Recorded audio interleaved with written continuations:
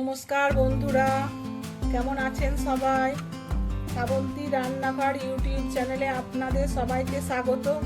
আজকে আমি একটি নতুন রেসিপি নিয়ে চলে এসেছি আপনাদের সামনে। রেসিপিটি হলো ভেজ ফ্রাইড রাইস। এই ভেজ ফ্রাইড রাইস তৈরি করব আমি একদম নিরামিষ পদ্ধতিতে, এবং এই রেসিপিটি আমার সম্পূর্ণ দেখবেন। এই রেসিপিটি ভালো লাগলে লাইক, শেয়ার, কমেন্ট ও আমার চ্যানেলটিকে সাবস্ক্রাইব করবেন।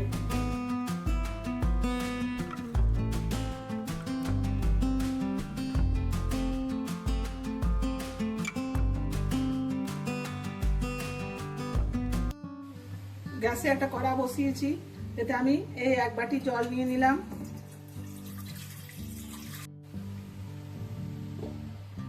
জলটা গরম হয়ে গেছে। তেজপাতা দুটো,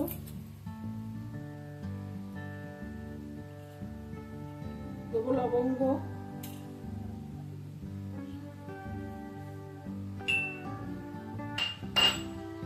দেবো থেতো করা দুটো এলাচ,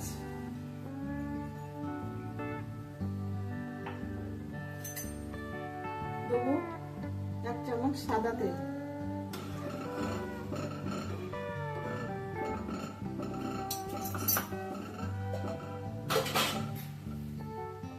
আর দেবো নুন 1 চামচ। জলের মধ্যে নুনটা দেওয়া খুবই জরুরি।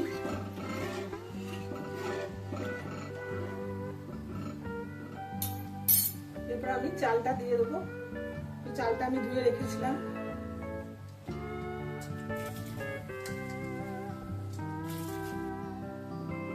চালটাকে আমি 80% সেদ্ধ করব।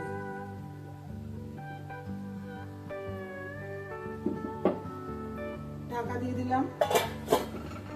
ঢাকাটা খুলে নিচ্ছি, দেখবো চালটা হয়েছে কিনা। চালটা একদম মনে হচ্ছে হয়ে গেছে। দেখুন 80% সেদ্ধ আমার হয়ে গেছে। এবার এটাকে নামিয়ে নিয়ে ছেঁকে নেব। আমি তেল দিয়েছি, দিয়ে আমি পনিরগুলো ভেজে নেব।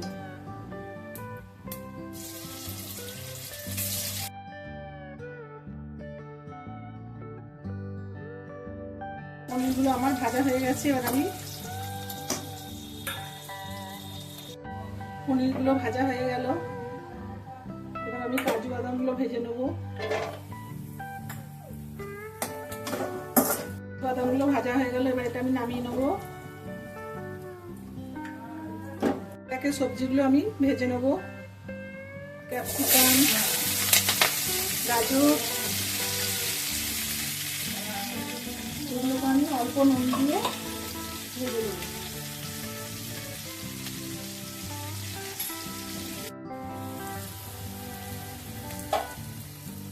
গাজর, ক্যাপসিকাম ভাজা হয়ে গেছে। এবার এটা আমি নামিয়ে নেব। এবার আমি দিয়ে দেবো 2 চামচ ঘি,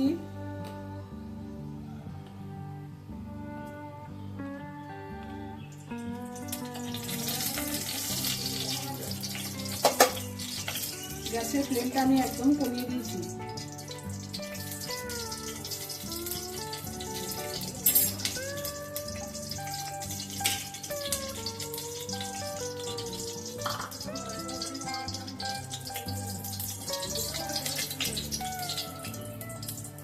আমি এর মধ্যে ফোড়নগুলো দেবো। তেজপাতা,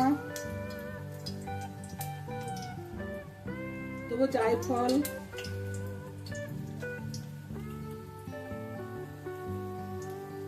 সামরিচ, সাজিরে আর 2-4টে লবঙ্গ। এর মধ্যে দেবো আমি আদা আমি কুচিয়ে রেখেছি ঝিরিঝিরি করে।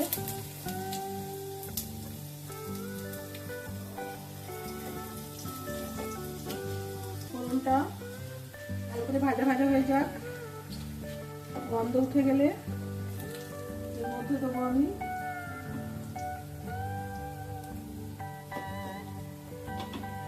দুটো কাঁচা লঙ্কা চিড়ে দিয়েছি। আমি রাইসটা দিয়ে দিচ্ছি। আমি হালকা হালকা করে নাড়বো। গ্যাসের ফ্লেমটা একদম কমানো আছে, বেশি জোর দিলে হবে না, তলায় লেগে যাবে।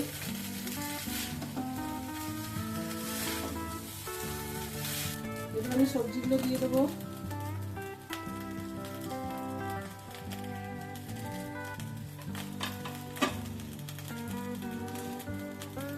দেবো ভাজা কাজু বাদাম, দেবো পনির,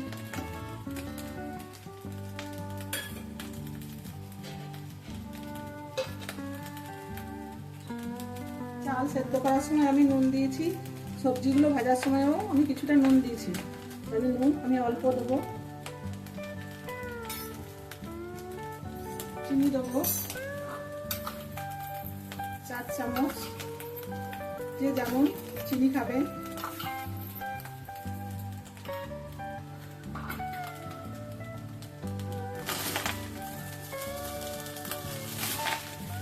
হালকা হালকা করে নাড়বো।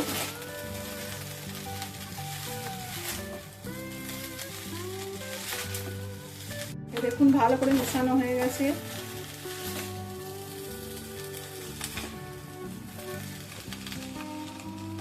দেখুন কত ঝরঝরে হয়েছে।